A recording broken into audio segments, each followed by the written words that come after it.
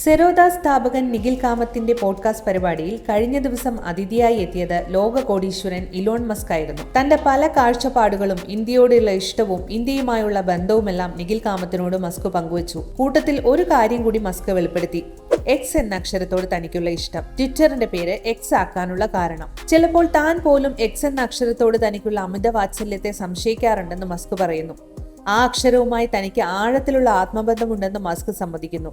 തന്റെ പ്രൊഫഷണൽ ജീവിതം തന്നെ ബ്രാൻഡ് ചെയ്യപ്പെടുന്നത് എക്സ് എന്ന അക്ഷരത്തിലൂടെയാണ്. മസ്കിന്റെ സ്വന്തം കമ്പനി X.com മുതൽ അദ്ദേഹത്തിന്റെ എയ്റോസ്പേസ് സംരംഭമായ സ്പേസ് എക്സിൽ വരെ എക്സ് കാണാം. XAI എന്നാണ് മസ്കിന്റെ ആർട്ടിഫിഷ്യൽ ഇന്റലിജൻസ് കമ്പനിയുടെ പേര്. മസ്കിന്റെ നേതൃത്വത്തിൽ വന്നതോടെ ട്വിറ്ററിന്റെ പേര് എക്സ് എന്നാക്കിയത് വലിയ ചർച്ചയായിരുന്നു.